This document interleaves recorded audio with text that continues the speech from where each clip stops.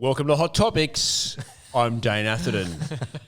I wanted to start with that. Our podcast, welcome guys to our third episode of our Real Deal podcast. We have Lee Woodward joining us. Now, anyone that recognised Hot Topics, you'll know that Lee was the creator of that was a podcast before podcast, wasn't it, Lee? It was. It started out on a tape, for those that want to Google what a tape was. And then I think it was 25 years of a 1 hour and 10 minutes CD every month. And people used to pop it in their car and wait for the next one to come out to change it. Versus today, there are so many podcasts. It was iconic, wasn't it? Oh, it was. And Hot Topics. You just knew that introduction. And if you're a subscriber to Hot Topics, you'd get the CD arrive and you would be so excited to listen to it, and you would be putting it in your six stacker, and you'd be driving around in your 3 Series convertible BMW. Not that this is bringing back any memories for me, and you'd be getting excited. And it was the font of education for real estate. During a period where there was a lack of such. Now, before we delve into that, Lee, if you don't know who Lee Woodward is, and you are living under a real estate rock, that's okay. We forgive you, but I just want to set a bit of a scene because you're dealing today with a real estate sales master and someone who I believe is the best real estate trainer in the country.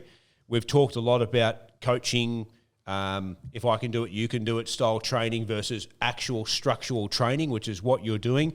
We're right in the middle of a 2-day complete salesperson course with Harcourt's Coastal, so very timely.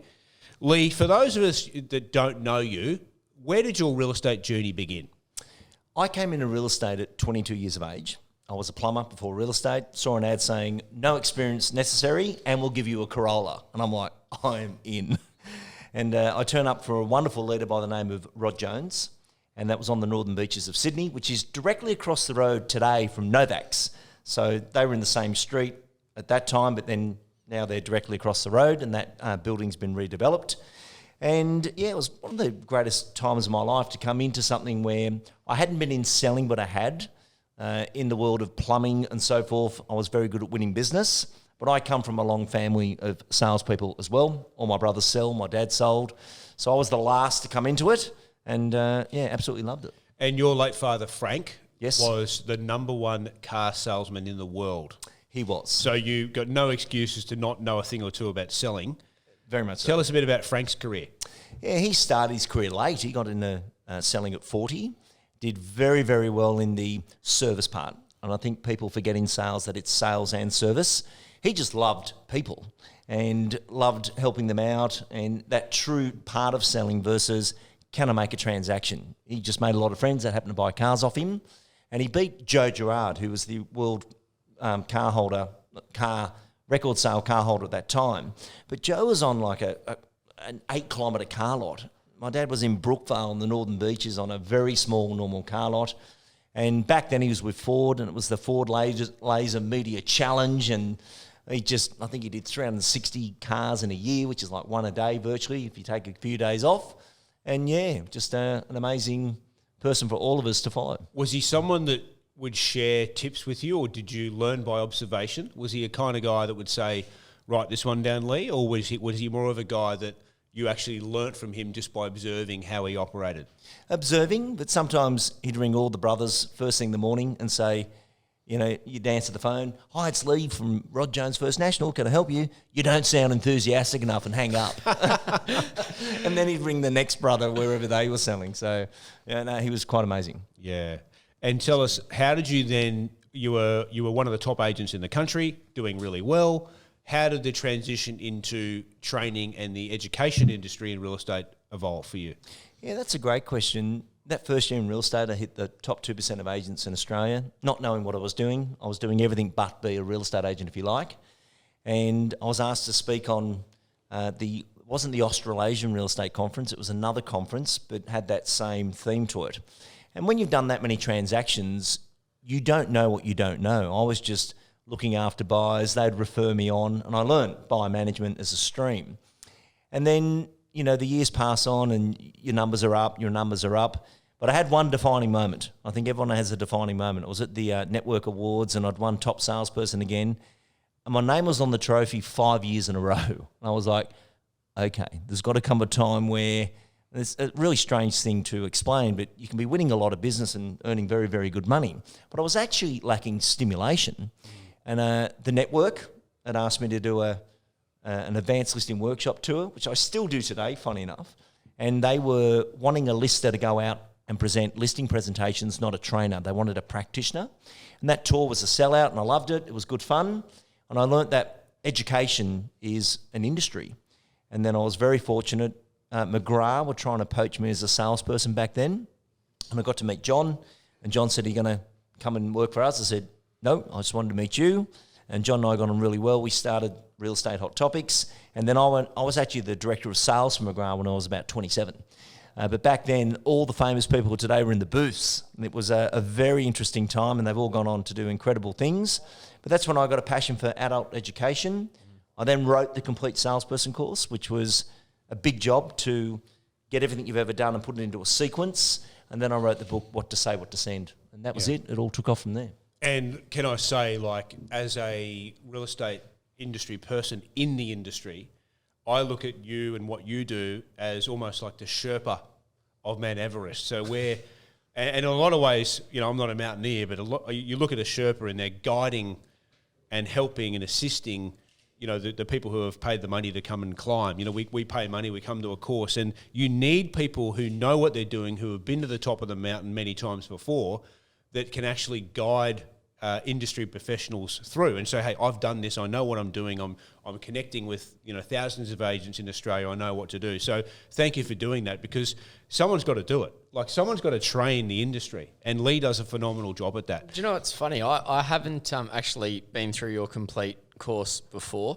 And one thing that stood out to me, I've been through a lot of, you know, different trainings and things over the years, but it's almost the art of selling is something that to me kind of resonated, that I haven't seen that for a while, where you actually went back to connect with the actual way to sell, which I thought was interesting. And obviously there's, you know, the technique and putting that system in place to do it. Well, also there's an art to sitting in the classroom for 6 hours, which I can tell you, like today for me, and that's interesting because so much of our training is 30 minutes and 40 minutes, and everyone says, "Oh, no, it's the attention span."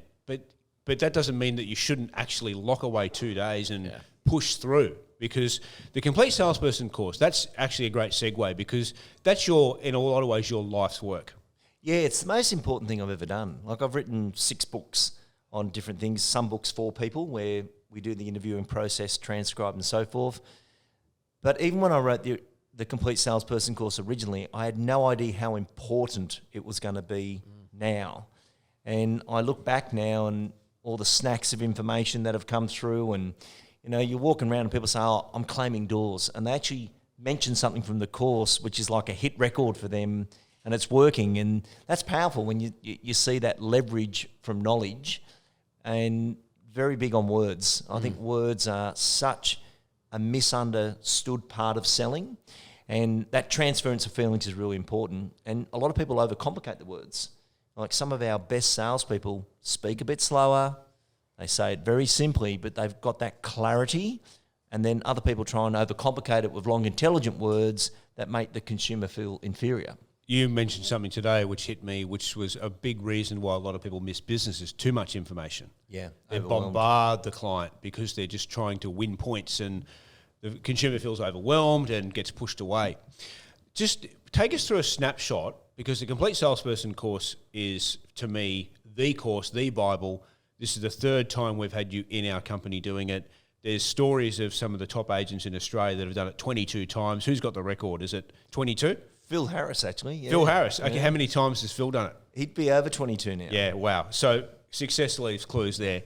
And tell me, what is it made up? Because it comes in components. It's basically it's a compass of how to succeed in real estate. Give us the framework of what the Complete Salesperson course is about. So it's 4 modules, which is find, list, communicate and sell. So find being the prospecting, list being listing. Communicate is making sure the vendor understands what the journey is versus vendor management by itself, and then sell. And a lot of people underestimate the selling process, thinking, "Oh, properties sell themselves." Yeah, I don't agree with that. And I think a lot of money gets left on the table. You put a brilliant salesperson in front of the right buyer at the right time, the magic of real estate happens, or even in an auction situation that selling moment happens. And then the final part that we'll do tomorrow with the team is structural change. And that's where, when I wrote the book Frameworks, I worked out there was 3 major swim lanes and 10 milestones, and then below that is all the assets. So today we were learning techniques of fees 1, 2, 3, or delivering the numbers. And they remember that label as like a snack of information, and then that's been really good in people retaining it. So claiming doors, I developed that while I was at Realtair for the 3 years. Let's talk about claiming doors, because I'm really making sure that our listeners actually, claiming doors, fee 1, 2, 3. Let's drill down on that, because people listening to this right now, I think, are going to get huge benefit from the snacks that you call them, where you've got these concepts, this framework of, packaging up an idea or learning with it. You can actually remember, oh yeah, that's right, I'm at a presentation, fees 1, 2, 3. So let's talk about claiming doors, what that means, and let's talk about fees 1, 2, 3, which I think are 2 great examples. So claiming doors is you're driving through your area and you see a house that you sold a property to that person. You can then put your signboard on that front door. That's one of your doors. But then the vendor of that may have bought off a competitor and you knew them for 5 years and they've still bought in your turf. That's another one of your doors, because the relationship trumps the actual property. With 900 doors, you can get 46 transactions.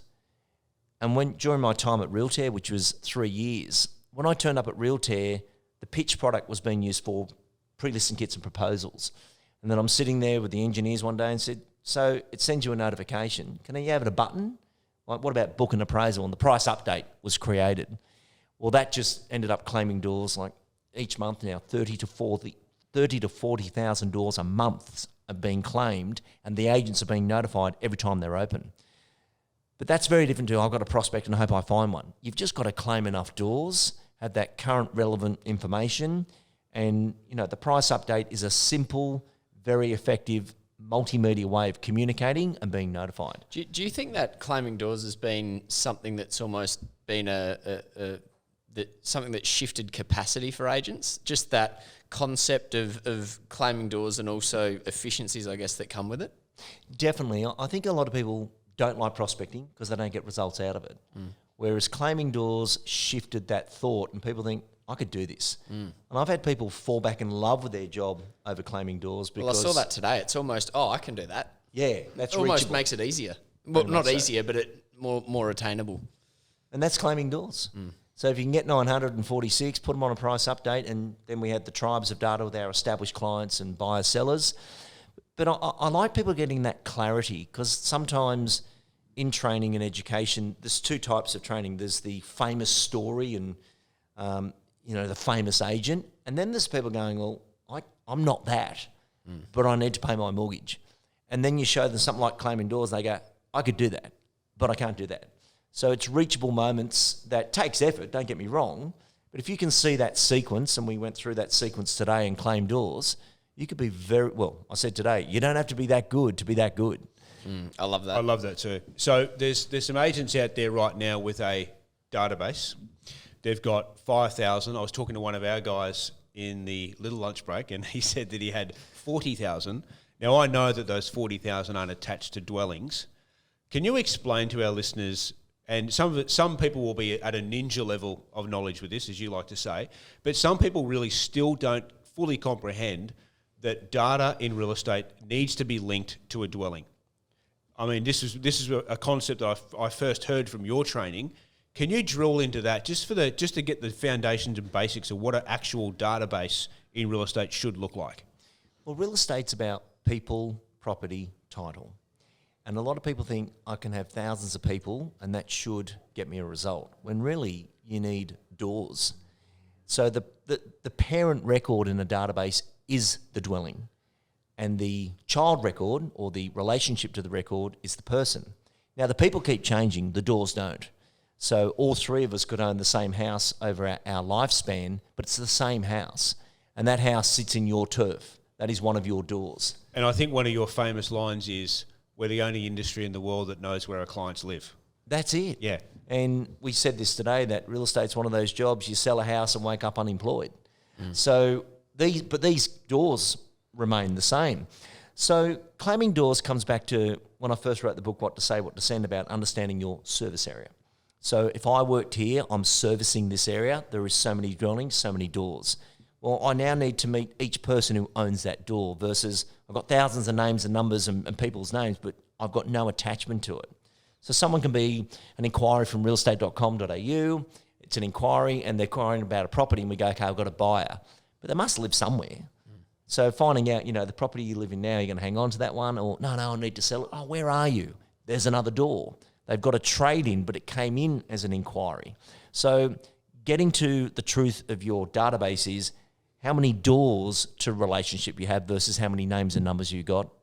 It's completely different. And do you think, because one of the questions people are always sort of, discussing is what's the right number in terms of an area? Is the 900 doors, is that where you is that the benchmark or the starting point that you try and, that people can service?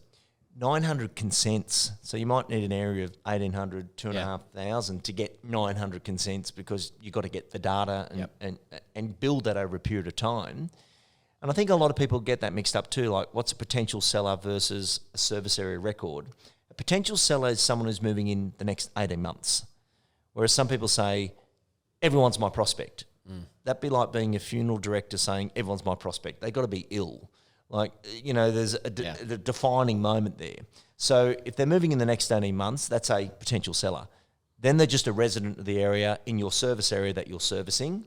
But, bringing in the price update as a tool, because, the technology is great if it enables the opportunity, and that's where that all came about. That's a good point. So 900 consents. Yeah. You can have a farm area of, 1,000, Yeah. but how likely are you to get all 1,000 actually consenting on your database, receiving information and you nurturing a relationship from? That's a great point. Yeah, and there's so many houses moving each month with the other agents as well. So even the ones you haven't got to have changed, transitioned, it's a new door as well. But even today it was a key highlight that, with a group of this size, a lot of agents on the ground, we're speaking to all these purchasers and they'll say, oh, look, thanks for your call, but we've just bought a house off such and such. And traditionally an agent will delete that record versus that's your next door. You know them, you know the door. You've met them before, you've seen them. Yeah, I love that. You've got everything you need right in that door. And how many doors can we claim from that? So, Lee, one thing that's always fascinated me, and I'm sure it fascinates you, because we just went through a checklist and we did the finding prospecting checklist where you've got a 10-point how are you going report card. Yep. And what was interesting is I was sitting on the table and very few people got over a few out of 10 for the prospecting part. You go to the listing part and there's 7s and 8s and, there's sliding down the bat pole, going out and getting a listing. People are very happy about that part of the business. I think if you booked a presentation, listing presentation with an agent, if you're not excited about that, you shouldn't be in the game. Where's this?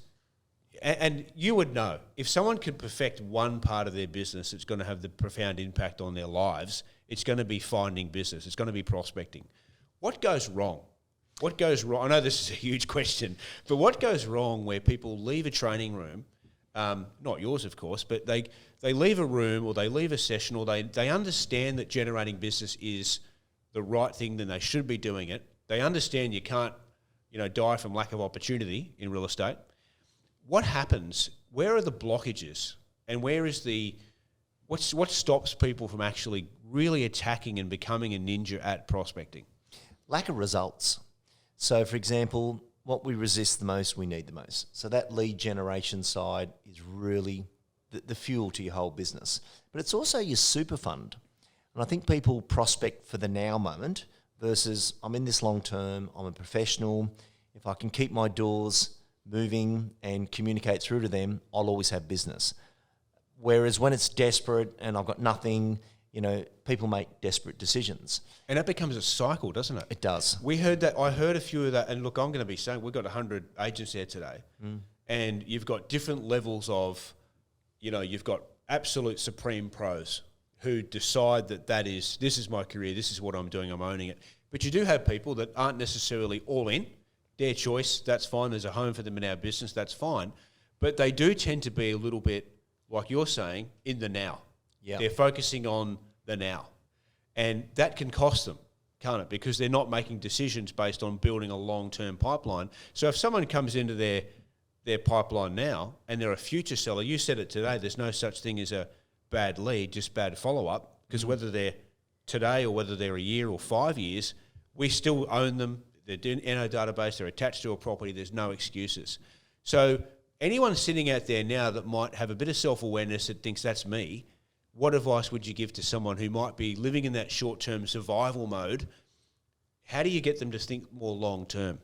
Well, firstly, they've got to shift that thinking that if I'm preparing business from 12 months from now, I've got a chance to impress them, which means I'll actually be paid appropriately and selected, versus the shootout of who's going to go the cheapest today. So budgeting that, okay, in 12 months' time, I've got a consistent role of business. And in between now and then, all I've got to do is build that communications process. But you've got to budget for that. I think a lot of people come in and think, oh, I thought it happened within a couple of weeks. No, it doesn't. And it takes time for that to come through. But that's factual. It's not spiritual, emotional. It takes time. But I think a lot of people underestimate that effort and think it should be easy. Nothing's easy. It doesn't matter who you are. The lag. Yeah. Well, your investment of time to get to the other part of it. And how many people leave real estate and as soon as they're gone, everyone's asking for them. Oh, they were lovely. Oh, no, they're no longer here. But they didn't budget that time frame. That their expectation is it should happen straight away. And it doesn't just happen straight away. And you do see that. You see a lot of people that go and generate appraisals. They go and do an appraisal, and their want for a listing all of a sudden gets almost elevated, that when they go into a appraisal, which is really a price check, it might be a pipeline seller that's 18 months away. They get frustrated because they didn't list. They come back, they think they're failing, but what they're actually succeeding in identifying pipeline opportunities further upstream. They don't keep in contact, and they get despondent because they don't recognise the lag. And as you say it's not spiritual; it's just facts. It's not a person. It's not a person. It's not because of you. You're not doing anything wrong. You just haven't stuck at it long enough. Yeah, and there's even a detachment of if it's there, I don't even want to know about it. So the communication drops off versus how much can I park in the future? And when it drops, I'm going to be number one in the area because I'll be here, and you just got to hang in longer than anybody else, but with a good sequence as well versus one off. I'm smiling because I think of a story when someone goes to an appraisal and they're not ready yet, and of course straight away the energy goes down. So the agent's there thinking they're at a listing, needing a listing, not ready to sell. Energy goes down, and as you say, it's discarded. They drive past in 6 months, there's another competitor's board up, and of course they blame the owner because, they told me 12 months, but really they just didn't nurture and keep in contact. That's a great example, and you see that so often.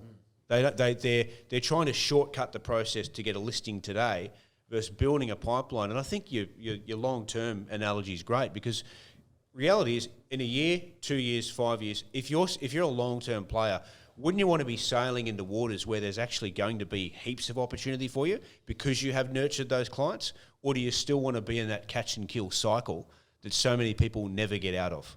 And that's probably, as a principle, that's one of the biggest frustrations that we see is people get in that catch and kill mentality and they never get out of it. And as a result, you call it the anxiety agent. Yeah. And then the next batch turn up and do the same thing. Then people say real estate's really tough.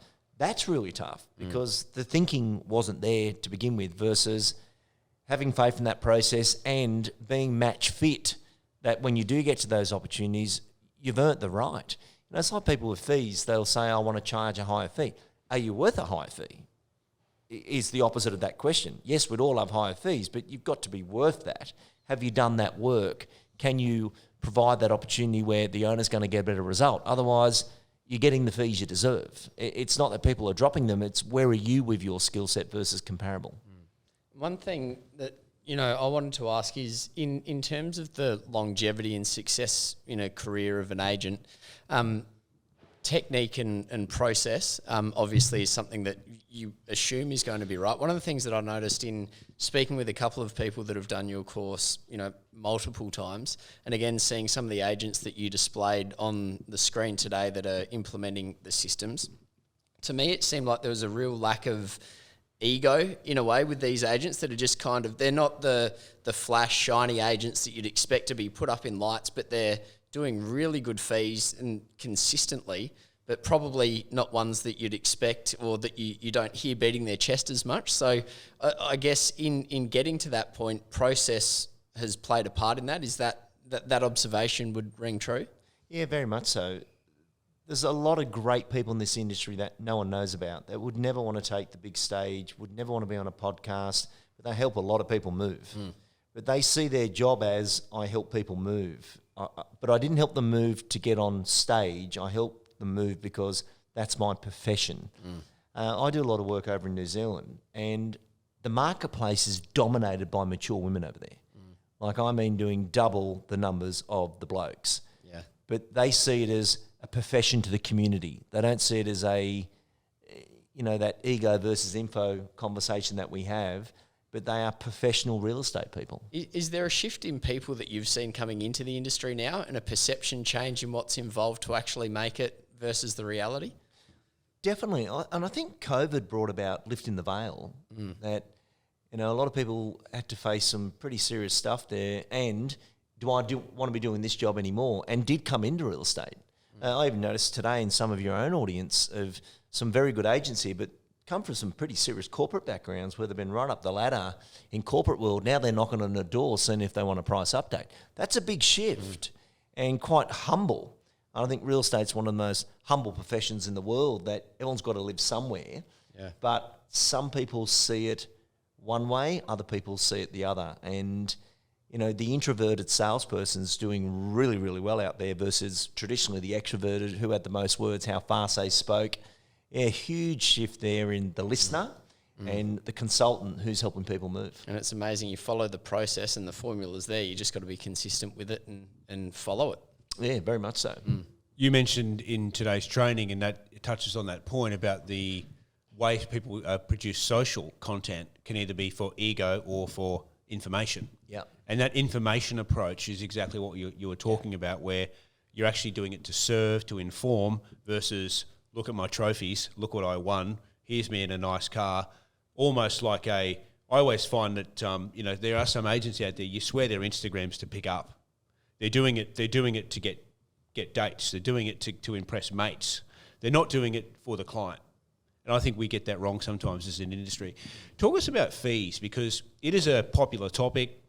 It's an awkward topic. You mentioned a few things today, which I thought, wow, it's a great reframe of this whole idea of fees. Tell us about fees 1, 2, 3, and tell us about your view on good practice for handling fees well. Yeah, this is a great one. I've just finished the Australian tour of the Advanced Listing Workshop, and I've been doing that tour for many, many years. And this year I'd notice a decline in skills, because you come out of a fast market where, everything happens so quick, and then suddenly we go into a change market, and then you're exposed there of what do you know, what do you not know. But what was really consistent right around the country was everyone would not even mention what their fee is, which means the owner has to ask them, what are your fees? And when an owner asks you what's your fees, you're on the back foot. But if you look at that and say, is it a training issue? Is it a beliefs issue? Why as an industry are we so fearful of disclosing what we charge? And, for a company like yourselves, be proud of your fee. An incredible group of marketing, compliance.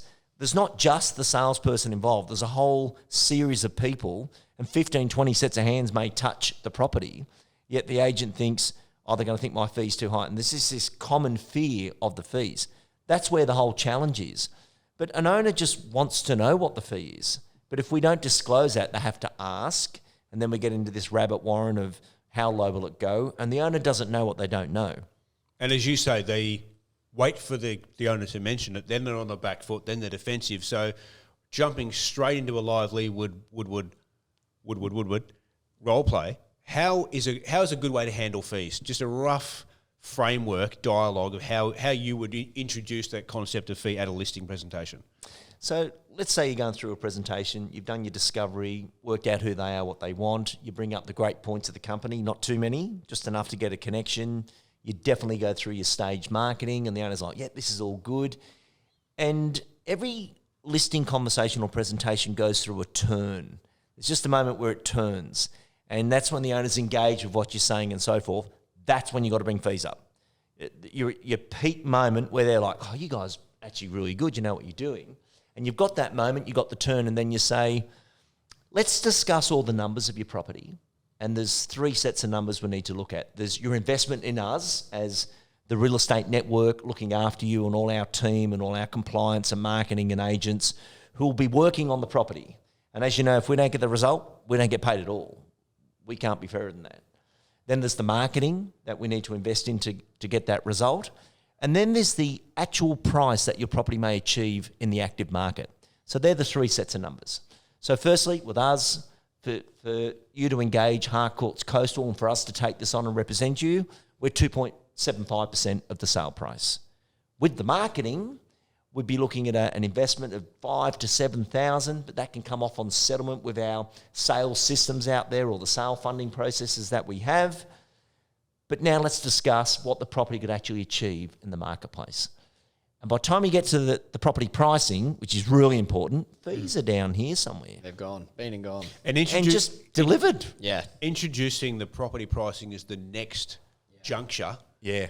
Is almost You're almost a off brilliant, it. The brilliant fee's strategy. gone. That's nothing. Yeah, that's right. What's because our I love the 15, 20 hands are going to touch your sale, are going to be across it, just to change the perception of the value that they're getting for what's happening, because otherwise they don't know. I remember I saw Jordan Belfort at AREC a few years ago. I spoke just after him, so I wasn't quite listening to everything he was saying because I was a little bit nervous. But I remember him saying one thing which struck me, probably the best thing he said, which was rapport is not a constant. So we're taught to build rapport, where I just ask you some questions, give you some compliments. Great, rapport is built. We've got it. Yeah. It's done.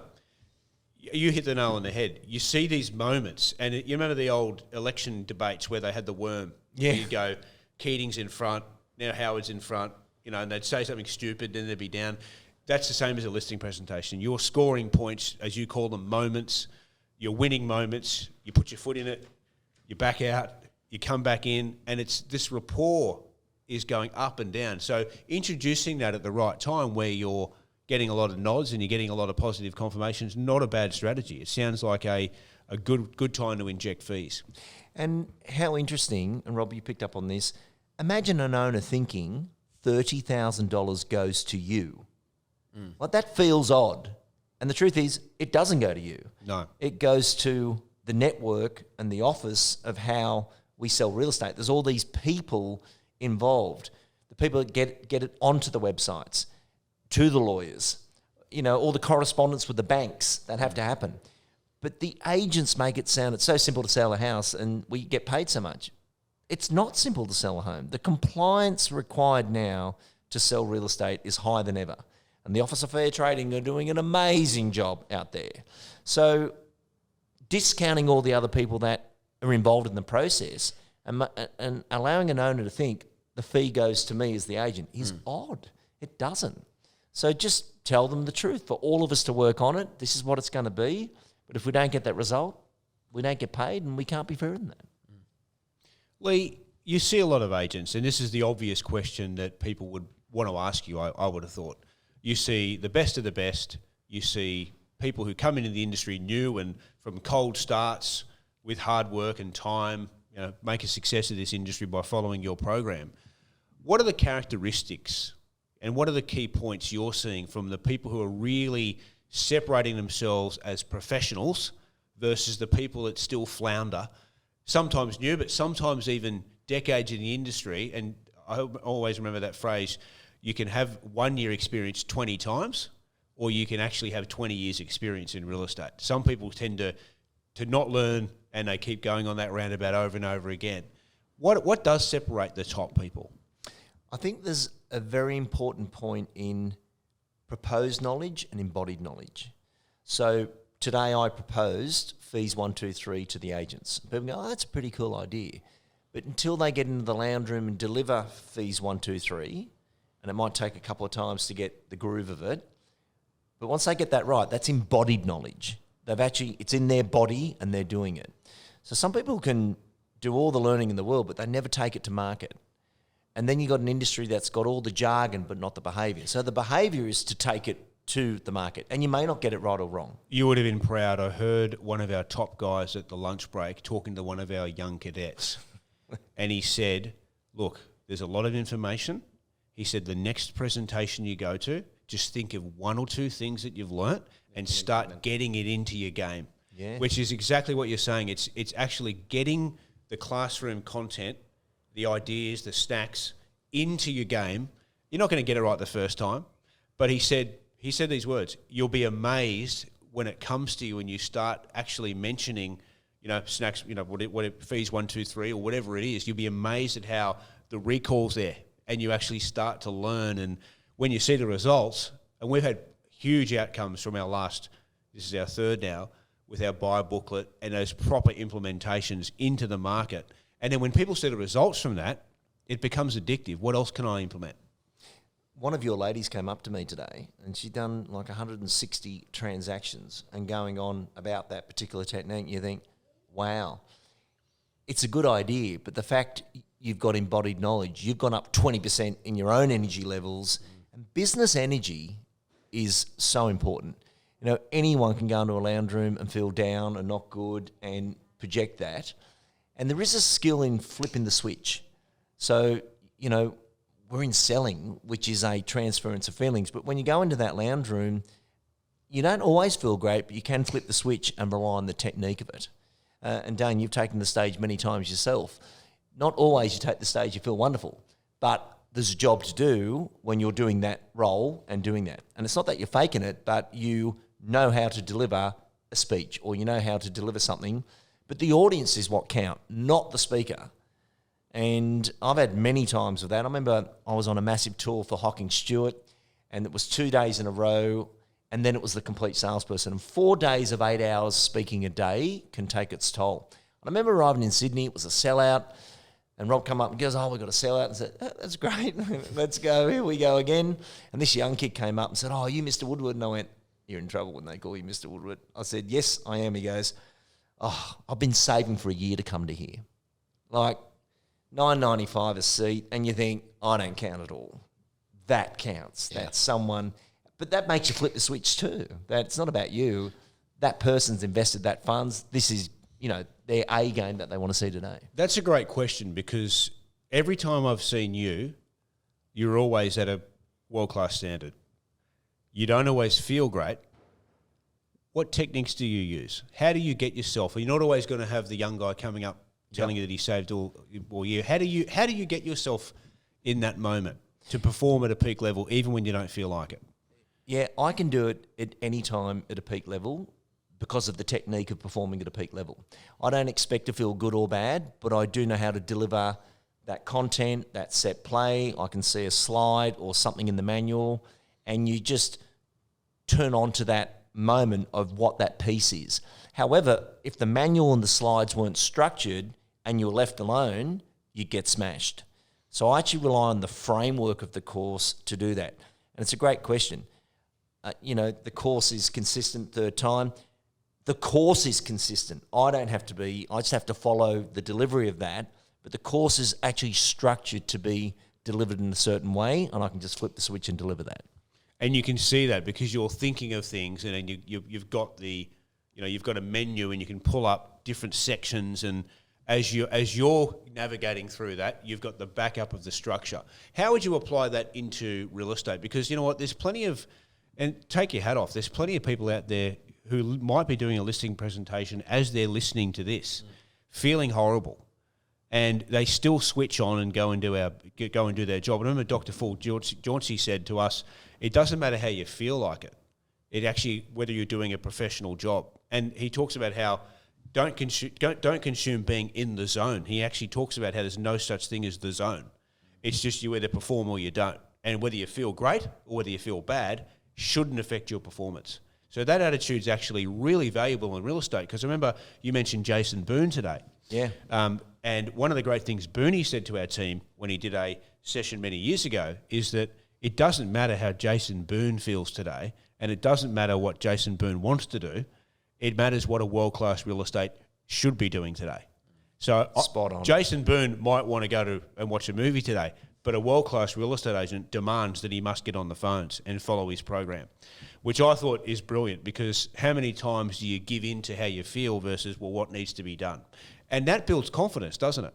It really does build confidence because you're overcoming that don't feel like it muscle and you're moving on. Well, you imagine. Well, I remember I went to see a concert and there was 3 bands on in a row, and the last one, world class, famous, and I'll mention them in a moment.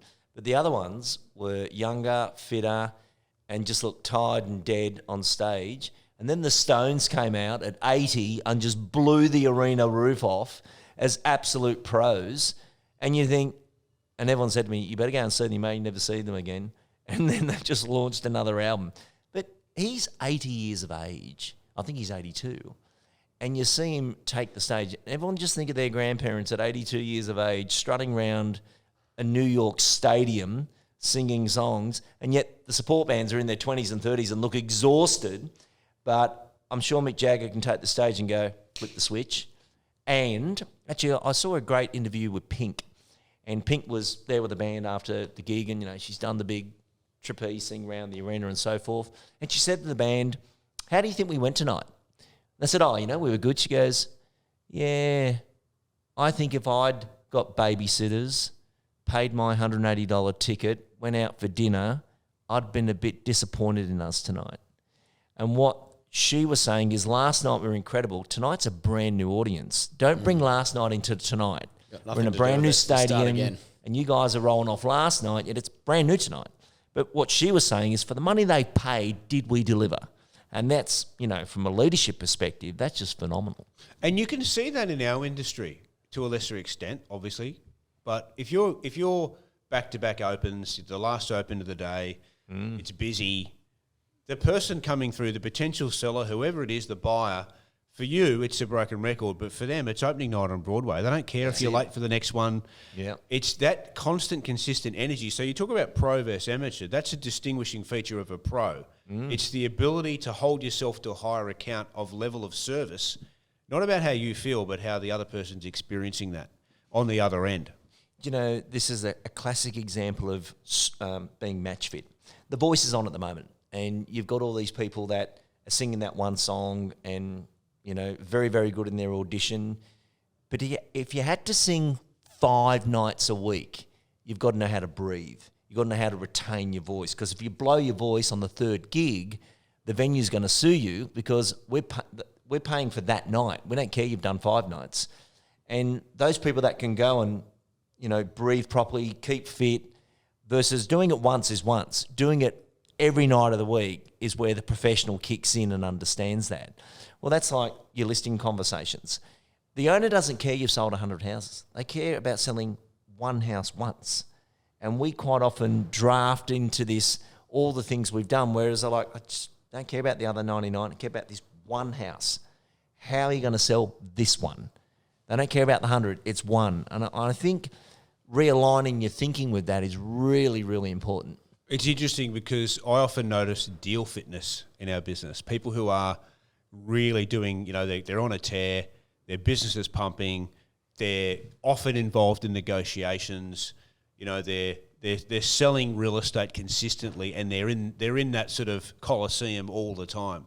I find they're far better negotiators because they don't need the sale, and they're in this zone where there's almost a level of detachment that comes with that deal fitness, which I think is a great place to be in our industry. I remember going to a Mariners soccer game, and they'd imported this incredible player from Italy. He'd been playing A-League around the world in stadiums of 80,000. Next thing, he's in Gosford with 9,000. And the ball gets to him, and it's like he was in slow motion compared to everybody else. He's like, you call that pressure? Like, coming from A-League International to Gosford, it was like, it felt like he had 10 minutes of time versus a millisecond of time in A-League. But that's, used to that match fitness of such a higher pressure. And in terms of that whole, amateur versus pro concept, is there anything, you would have had people that you've seen that may have gone through the course 5 times, people that have gone through 10 times, and there's different points in people's career that they actually can, flick that switch to jump into that pro mode. Is there any catalyst that you've seen that's worked for a number of people that, if anyone's sort of listening and they're like, oh, I want to get there, I just don't know how I can? Is there anything that you've seen that has caused that for people to actually get into that pro mode to help them? I have. There's a great question that you ask in coaching of what's on your learning menu. And what's on your learning menu is what will progress you forward next. So, classic example. 2 weeks ago, I had to do this coaching session with a multimedia guy about international media of what's going on for podcasting and video. And I'm sitting there learning this German software and it's all going well, but you've got to be your own mechanic. You can't say, I'm going to outsource that and somebody else can do it for me. Now, you're actually going to need to know how to do it yourself. And so that's on my learning menu because that's in my profession. It's got technically nothing to do with what I do, but everything to do with what I do if I want to continue in that direction. So you come into situations and I say to someone, what's on your learning menu? Oh, my listing presentation is not good. So what are you doing about that? Are you going to listen to the snacks of fees 1, 2, 3? Yeah, I'll probably get to it. Versus the other person going, I'm going to listen to that 50 times. Yeah. I'm going to sort claiming doors out. And they make a commitment to that. It's not even implementation. It's a commitment that I've got to get fees 1, 2, 3 right. And maybe you do have to listen to it 50 times. And that's one thing about recorded learning is so powerful. Sometimes a person can listen something to it live and think, it all happened so quick I missed it. But what if you could click on it and listen to it 50 times and perfect it? And this actually happened with Phil Harris, actually. Phil Harris came into the studio once. He wanted to repair his words. And we were doing a one-to-one and I recorded the listing presentation. And at that time, not today, Phil was speaking too quick. So I took it back into the studio and put air in between where he may have said, hi, I'm Phil Harris. It was, hi, I'm Phil Harris. And what I'd like to, and I created this blanks in it. Anyway, James Williams was his leverage agent back then. And James didn't know I changed the pace of the audio and we shot the audio to James. He was doing it better than Phil. But he'd listened to the new pace and thought that was just the pace of it. So it was like replicated learning from listening to it right. Because when we captured it, it was fast and I slowed it up. Then he listened to the right tempo. But he just sounded amazing in dialogue. Oh, that's the tempo of it. Yeah. But someone's got to make that commitment that I've got to learn that versus someone learn it for me, or can't you fix that up for me, Dane? Can't you get someone to go to the presentation? You just give me the check. Give me a hack. Yeah, give me a TikTok. There's no shortcuts, is there? No, there's not. Yeah. Lee, teams. This is one of the areas that I believe EBUs, I think you even invented that term, effective business units. Teams in real estate, obviously part of the future. We're big supporters of teams within our teams. You can effectively build a real estate practice within a real estate practice that could win awards. We always talk about this. Some of our business units in our company could go to another franchise group and win awards for top officers. They're that good. Where we've seen good ones, we've seen mistakes made. We've made them ourselves. The classic one is I'll hire a buddy because I'm lonely, and I'll have a friend, and I've duplicated myself. What do you see as a good business unit structure, starting with, and I know they're all slightly different in terms of high volume agent, whatever it might be, but what's a good first step to, say, best practice, great example of who's doing it amazingly well, starting from what would my first hire be for a teammate? You've got to hire someone who's not trying to be you. So there's some brilliant people in real estate that love showing real estate, but they don't need to be a lister. They don't want to be a lister. Well, then that's a gun hire because they're very clear on who they are and who they're not. So they absolutely love servicing the purchasing community, getting back to them with all that information, working out they're a buyer-seller, and then escalating the lead. But actually going in and performing the listing presentation, they would rank next to death. Now, some people go, but they don't want to be a lister. That's the asset. They're very clear on who they are and who they're not. Whereas if we're trying to generate the next lister, we've got this one personality type coming through all the time. And that's probably where you see a team start and then separate. Yeah, because definitely. you haven't actually got the person that's going to build subdivide the business. Yeah. Well, my argument is if they can list and they can generate, why are they with you? And there's that part of it. But quite often, the person who's looking for the lister or the generator hasn't actually solved that problem within the business themselves. Correct. How important is it for them to... and I often say to people who are looking to get a team, you need to understand all the components of your business first before you just go and employ someone and say, hey, go and prospect for me. Do you think that's important? 100%. My daughter went through this. Came in at 18 as a cadet, and then went on to, there's level 1, level 2, level 3 in leverage agents. And, that level 1 is the cadet. You're dropping off stuff, you're doing stuff, but you're actually listening to what's going on around you, understanding what the terminologies are and the legal sides of things. And then you go to level 2, where you're actually allowed to work with the purchasers. You are finding leads on a daily basis. But then level 3 is when you are listing alongside the lister, taking the overload. But I remember when Mad was about 22, 23 and said, I can go out by myself now. Do you think I should? I said, no, I don't think you should at all. I think this is your master's degree, and what Chris does in the lounge room looks easy, but it's not as simple as you think, and it's very easy to be out in the dark and the cold. Serve your time. Being out by yourself is one thing, but learning this properly, and, Mads has brained it as an agent. But when she's 28, there's no reason she's not writing 3 million in fees based upon the learning scope versus I got there quick and then I got out. Serving your time's really, really important, and learning the skills properly. And I think that's something any other industry, you expect to be in there for a long time before you progress, or there's set sort of milestones that you need to achieve. Definitely. It feels in real estate sometimes that people could be in so much of a hurry that they lose sight of what a brief stint it has been learning under that agent or that commitment under them. It's very easy when you're a PA, and I can tell when I started at 19, 20, I actually did this myself, where I was with a really good agent, and a year in, I started to think, well, the phone's ringing, I'm helping here, I'm helping getting this listing, I got that listing, we sold it, that was me.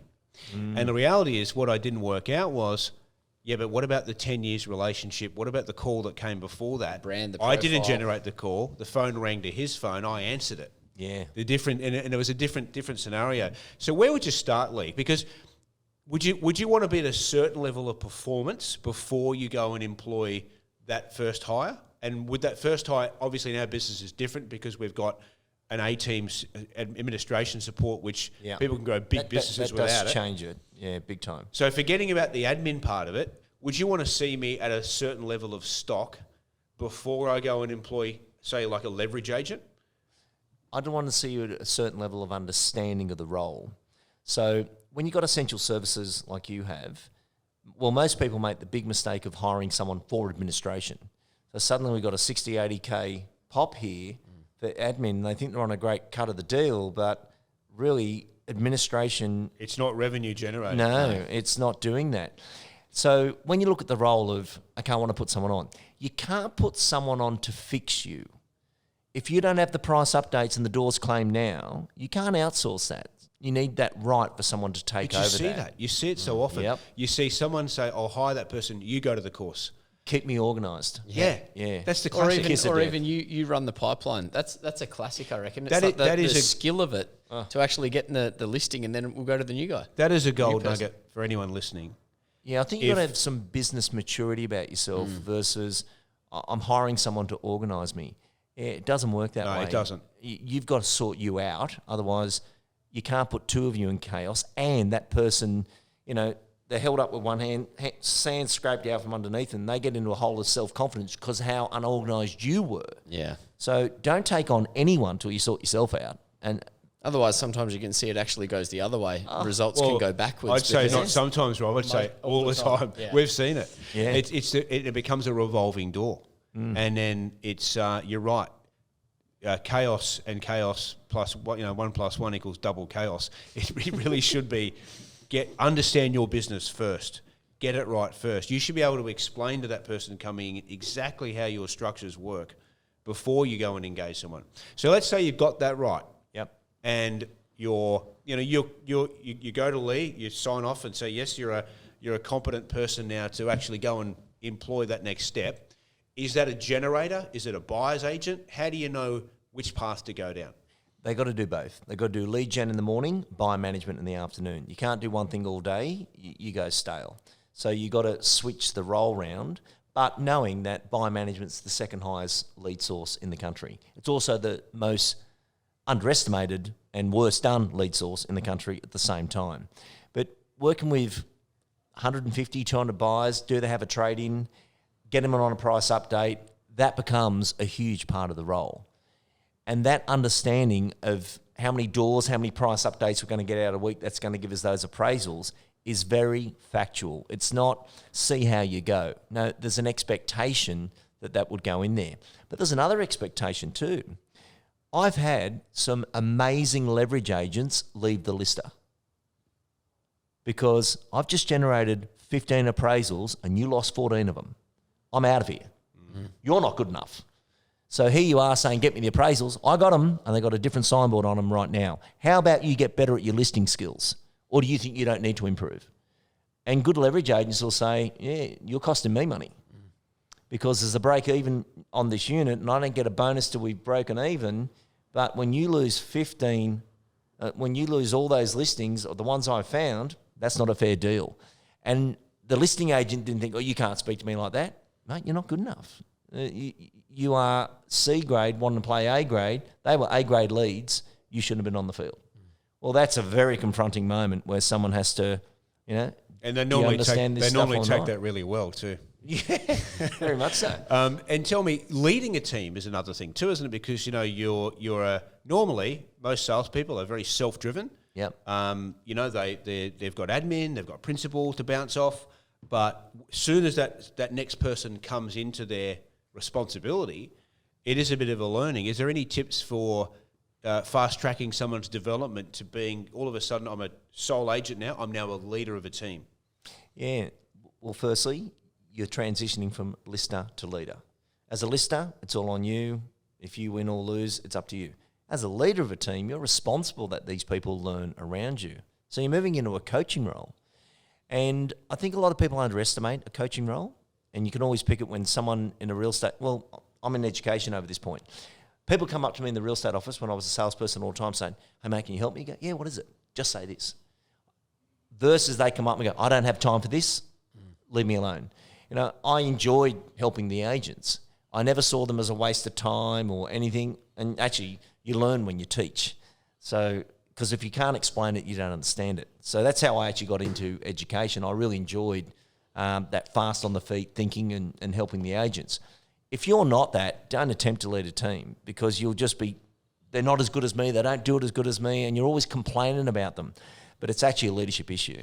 And there's almost a mentality with some agents, good agents, where if I get someone too good, they'll steal my business or they'll go out on their own and it's almost a fear-based, and it becomes back to that whole paradox of, well, what if I train them and they go? Well, what if you don't and they stay? Yeah, very much so. It's that whole development. So I think that the pro and the person that's committed to self-development embraces the journey that this person's actually going to make me accountable to get better and create a business that they don't want to leave. If they do, so be it. People leave. Yep. That happens. Well, people grow.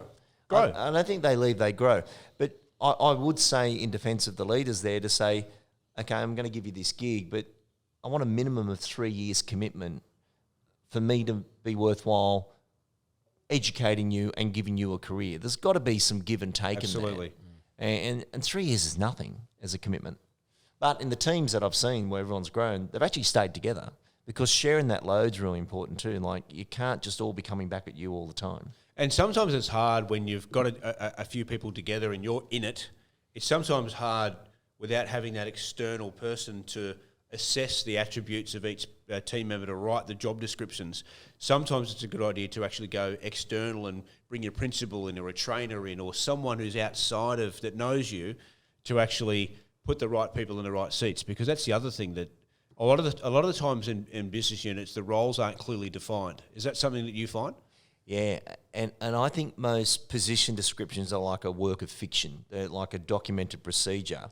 Yet if the three of us were together, right, and we say, look, we're going to work out roles, but there's one other thing that's really important. What's on our commitment list? So I'm the buyer's agent. I'm going to commit to a minimum of 20 face-to-face appointments per week. And I'm expecting to find 4 or 5 good appraisals for this unit. So that's on my commitment list. Now, Dane, you're the lister. You're going out on these 10 appraisals a week. What can we expect from you? What's your commitment? What will you convert out of those? 9, 8. So if we get to 6s and 5s, you're below your commitment. If I get below mine, I'm below my commitment. Mate, you're in the middle there, holding it all together. What can we expect from you? to come in and be a level playing field to keep you guys on track. But your commitment list is really simple. Yeah. It's like the World Cup. Some of these teams held possession but didn't win the game because you only win when you score a goal. Oh, they were amazing. They had all the possession, but they didn't win. You get paid to score goals. And you got to get 9 out of 10. I got to do 20 face-to-face appointments. You get to your commitment list, very different to your position description where you can hide a little bit. At the end of the week, I said I was going to get 20 face-to-face and 5 appraisals. Let's keep it simple. If I get you to 10, you're going to deliver 9 back. We got a deal here. And it's a lot easier. Do you think, Lee, with where things are going, the technology sort of enabling more and what clients are probably expecting, speed to market, people expecting things so quickly now. Do you think Teams is something that is going to continue to become more relevant and teams will get bigger and more of them? Yeah. Reason being, one of the biggest drivers for winning business is immediacy.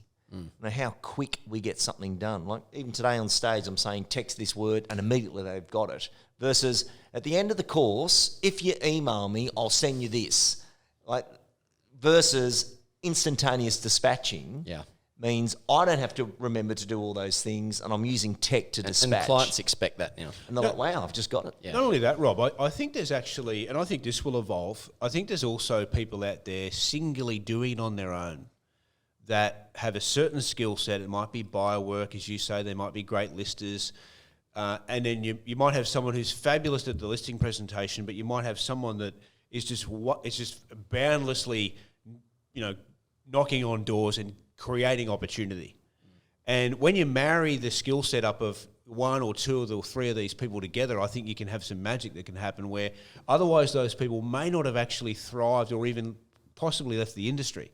So there's this idea that there's people out there, and I can think of a few off the top of my head, that if they actually joined forces, there'd be a much more powerful, sustainable force. Well, and not just that, it can be a lonely business on your own. And having someone to bounce and be in there with, and the energy. I mean, like you said before, it's an energy game. Yeah, and so if you're going into a listing and you're down, but it's our client, not my client, and that pooling of funds becomes really important. Yeah, and some people may or may not know this, but there is some businesses in Australia, there's only a few. One of these I'm on assignment for at the moment, where it's a team-based business. So I've got a business I look after where there's 5 in lead gen, there's 4 in buyer management, and then there's the listers. Now the listers present 6 times a day. Wow. They're on a salary to win business, nothing else. They score the goal. They're the centre forward. Lead gen's generating 40 leads a week. The buyer's agents are doing 5 to 6 buyer appointments every day. And at the end of the week, we come together and say, we generated so many appraisals, we won so much business, and we converted so many sales. But it's grouped than it is little units. Interesting. So, and a team, and the lead gen team will never be presenters unless they've got that skill set and they're coming through. But some of the lead gen team just want to do that. They see that as a good job. This is my salary. That's what I do for a gig. I don't want to do that one. And I think it's a hard thing as a lister because you think everyone wants to be you. Not everybody wants what you want, if that makes sense. And you look at your essential services team, very valuable at Harcourt's Coastal that all those jobs are done on behalf of the agents. But when the girls go home, they don't want to be thinking about a listing presentation at 9 o'clock at night. That's not their gig, but they're a big part of the process. Yeah. And having essential services is where most of the referrals and testimonials come from, was that experience of how it was to be looked after by the business. But the girls and guys have got time to do that, whereas in traditional real estate, they don't. And it makes such a difference. Lee, you've been extremely generous with your wisdom and time in our Real Deal podcast. I want to ask you a final thought question to ponder, because someone at the forefront in the industry, AI. This is something that is a love-hate relationship for us, because we obviously want to be at the coalface of what's going on with AI and how that can benefit, and that tool can be implemented in our business and help our team secure more listings. But at the same time, even the existence of this propensity to sell is almost an admission that you're actually not across your database properly in the first place. Future of AI, good use of AI in our industry, where do you see that going? And is it an effective tool that you're seeing used in our industry that your thoughts on it. Yeah, I have big thoughts on this. Yes, I thought you might. And you look at AI in my industry. So, when I sit down and write a book, I do it in an audio, then transcription, but the words come out of my mind of what I'm thinking. Today, someone can say, write me a book about lead generation, lead conversion, client fulfillment. The AI will scan the world of words, and I've done this test and saw copy I wrote 10 years ago come up. Wow. And you think, wow. And suddenly saying, oh, that was a good book. And it's nothingness but gathering stuff together.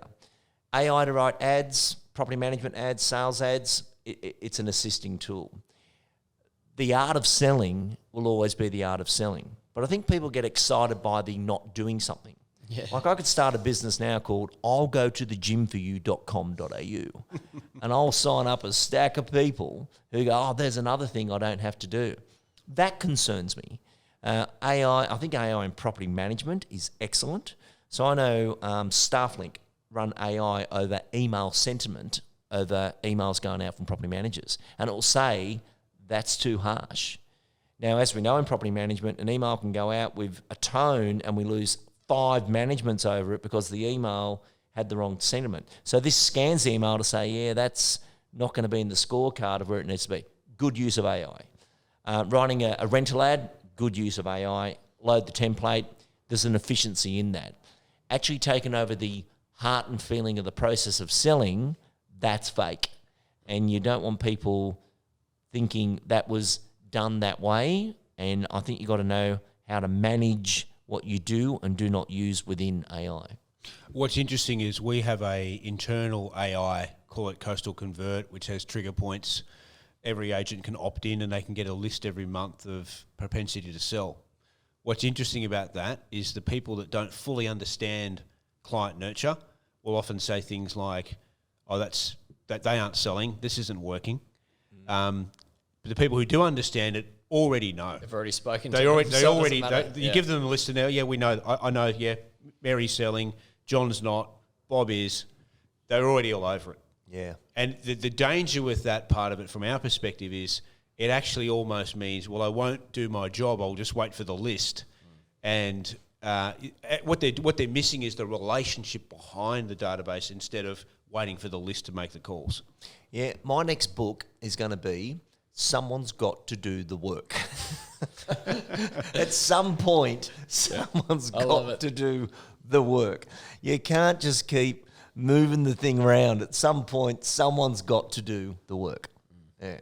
Lee, thank you so much for joining us. You're an industry icon. Not only that, you're an amazing trainer and a real asset to the real estate business. And just want to say thank you on behalf of us all for all the work you do, but also more specifically, thank you for being on The Real Deal. Thanks, Lee.